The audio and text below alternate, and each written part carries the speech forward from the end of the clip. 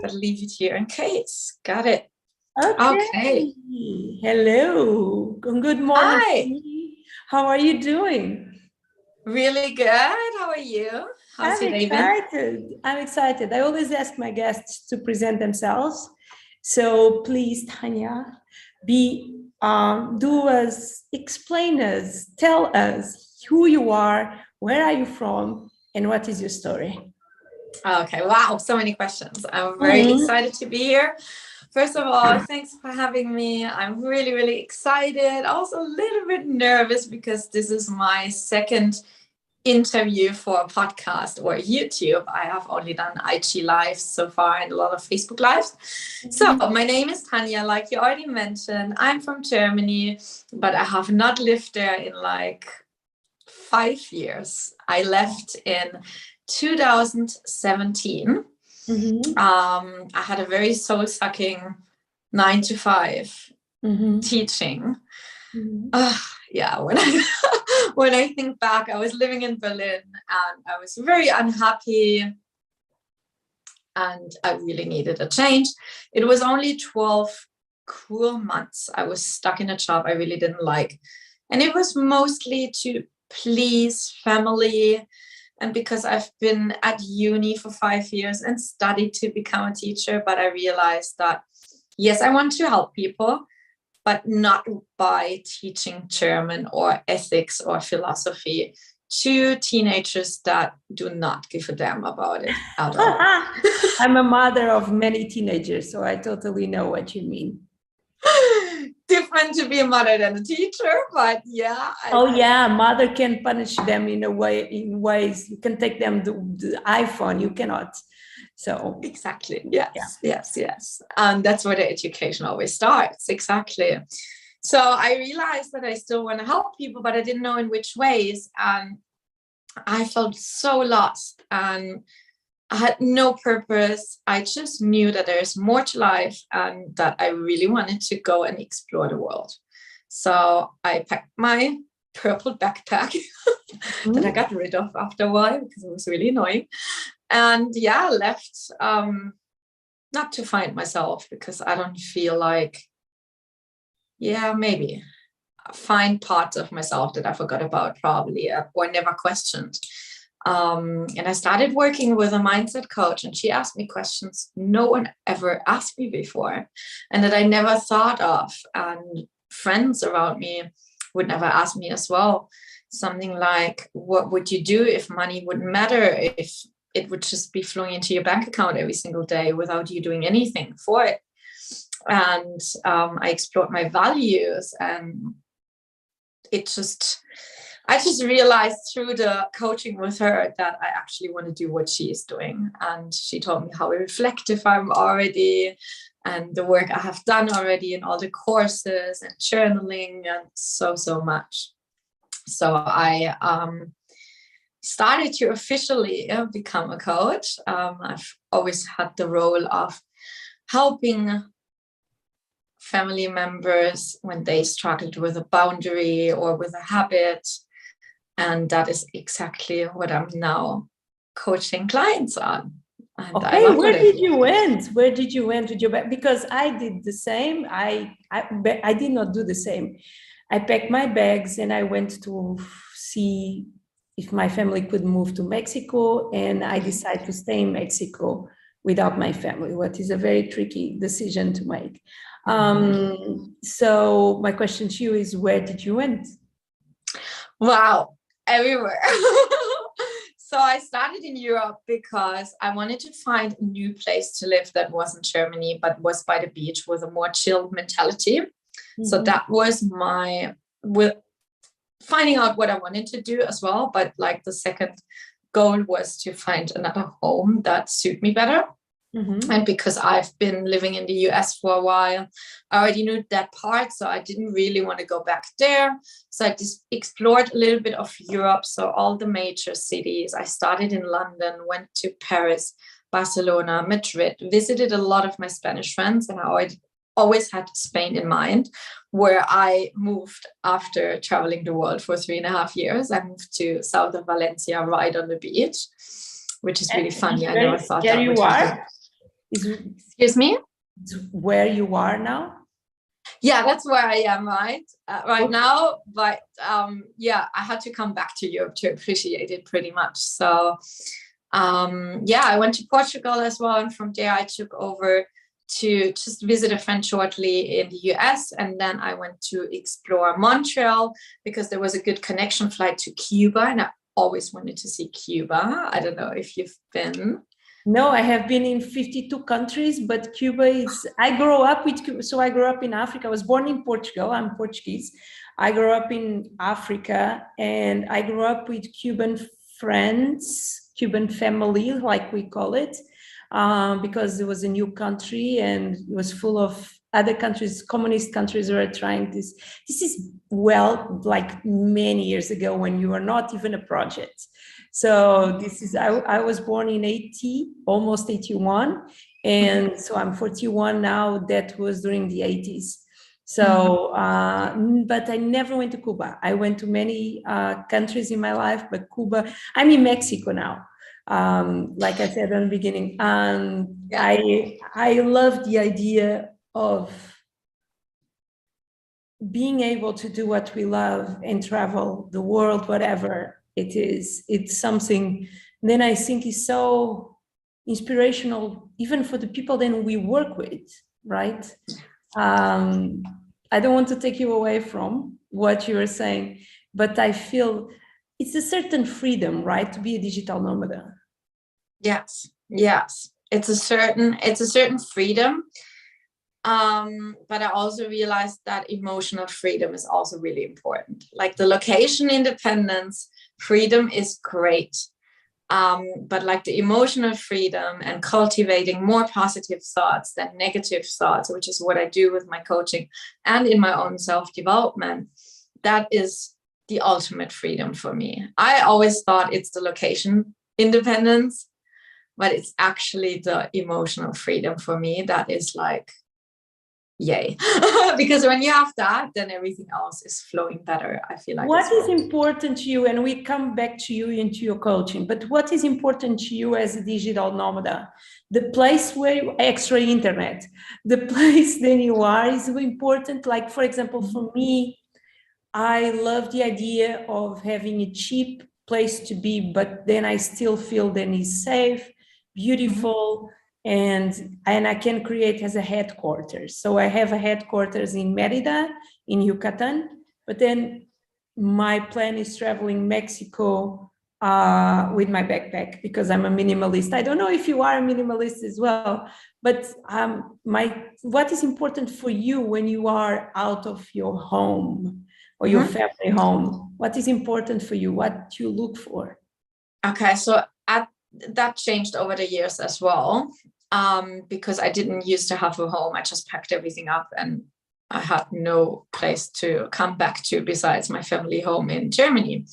But what I would say as a business owner and digital nomad, what makes a place for me is community.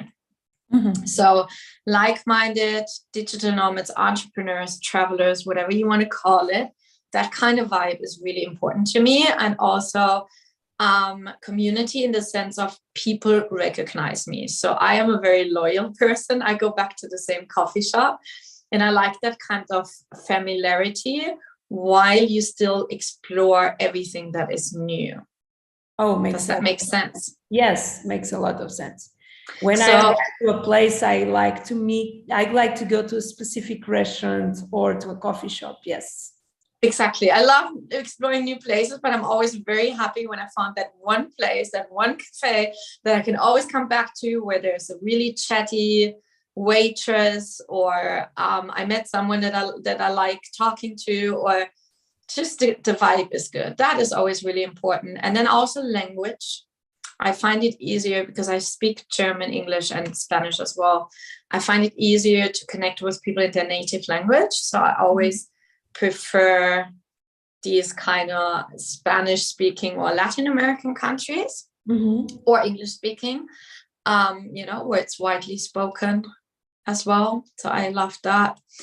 And then of course, affordability, because like I'm in the first year of my second business, which is my coaching. So I relate to that as well. And it's like you can cultivate this abundance mindset so much easier because you pretty much have a pretty high standard of living, especially in Mexico. I've lived there as well. And I want to go back this winter. Oh, where are you going? Where are you going? I think I'm going to fly into Cancun, and I'm going to do something I usually don't do. And I'm going to settle on that coast. So Playa del Carmen probably, because there is that kind of digital nomad. I was in Playa last week. And so we will meet each other for sure. Yeah. I'm planning of going in winter, like European winter. Yeah. Perfect. Okay, so now then we talked about being the digital nomad. My dear Tanja, can you tell us a little bit about what do you coach? What kind of coaching do you do? What kind of offers do you have? Okay. So I'm a life coach for people pleasers. So people that struggle with boundaries and establishing healthy habits and eventually want to find their online business idea or a remote job they're passionate about. So they wake up in the morning and they're freaking excited to wake up, to do the thing they love and to travel the world. Wow. And what kind of offers do you have? I have an offer right now that is for 3 months, and it includes 6 calls, audio calls, and it's called Adios People Pleasing. Adios People Pleasing makes sense. Yeah, and so it has the Spanish aspect and the English in there. Adios is a very strong known word. Adios. Exactly. That's why I was like, my ideal client just is gonna resonate with this so much, and it is something I overcame as well. And the expected results are pretty much to get clear on your authentic self and to establish more positive thoughts than negative thoughts, love yourself more, and establish healthy habits that support your lifestyle. So, for example, my last client has established an exercising habit.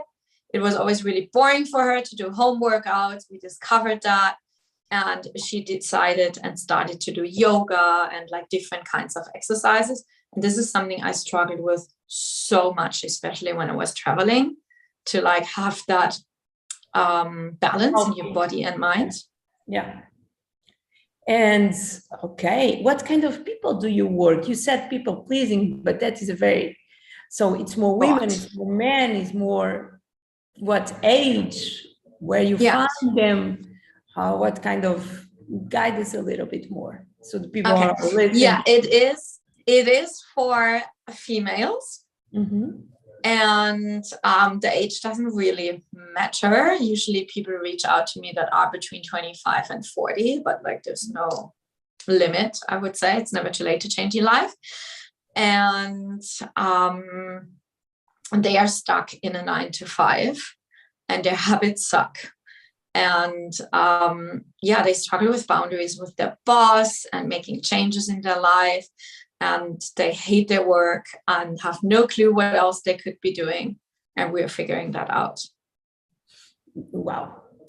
And what is your favorite things on your work? What is? I'm sorry. Your favorite things in your work. What you love more in doing what you do?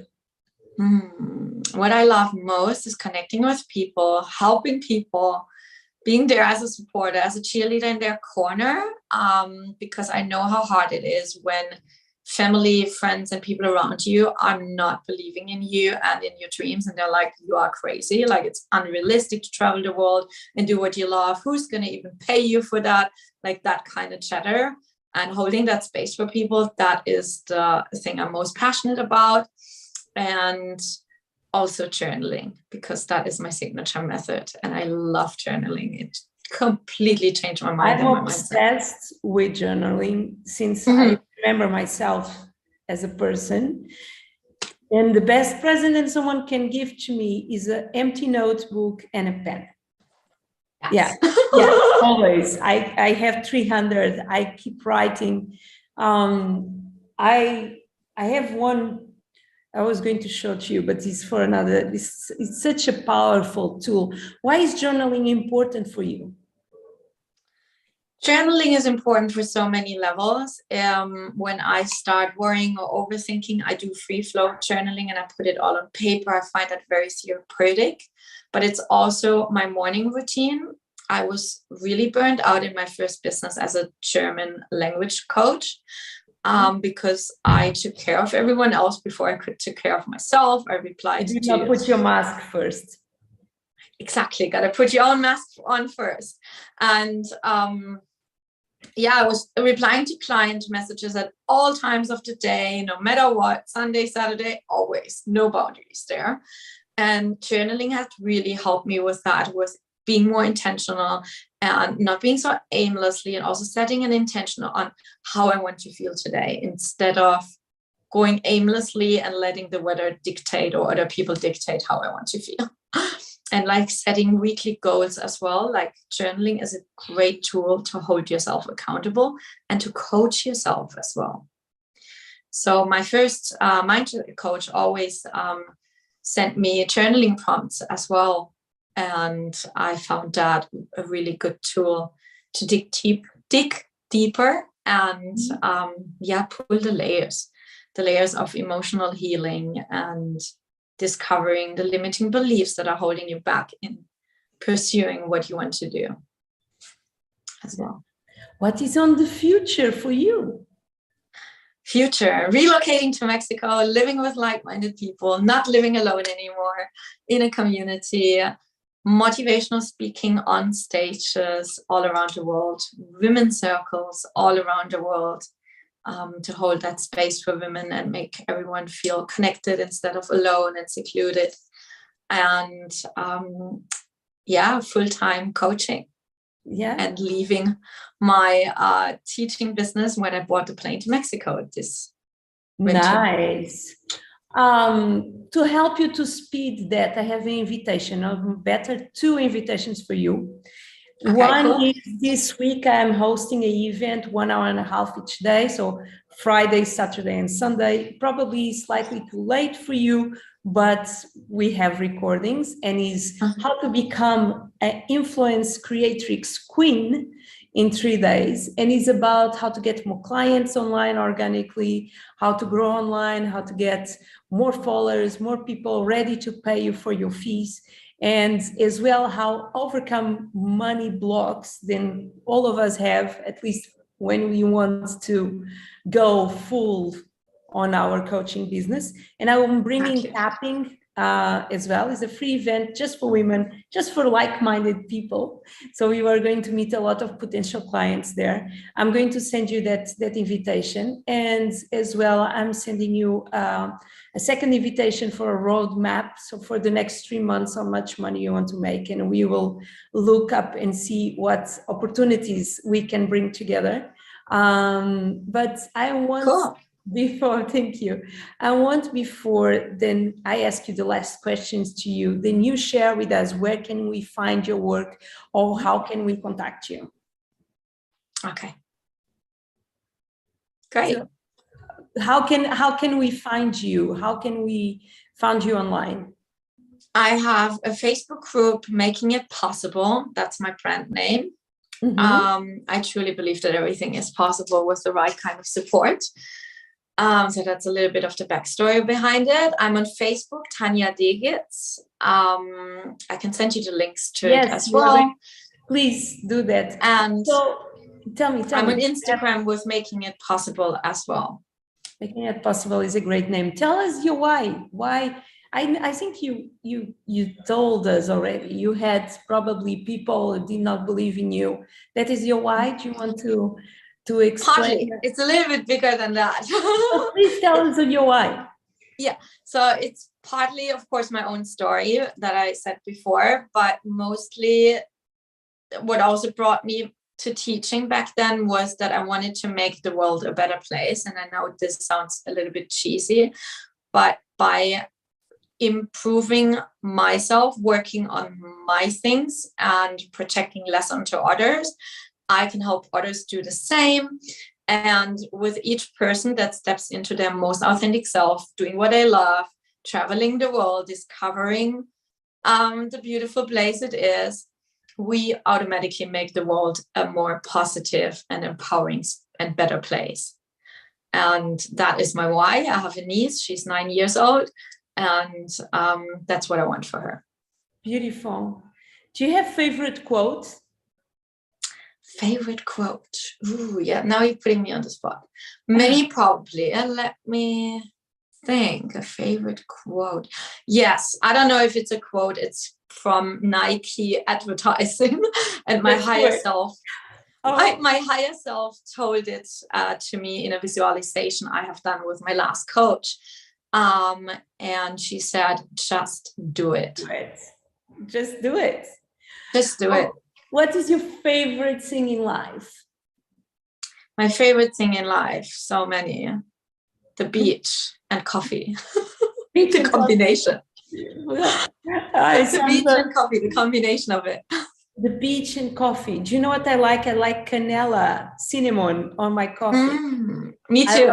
I love it. I drink my coffee with almond milk and cinnamon. That is my perfect cappuccino combination. And honey. I add honey as well. I don't add honey, but that can be a great thing. I get used to drink it without sugar, but if I can, I will try it with honey and see how it goes. Yeah, it's so good.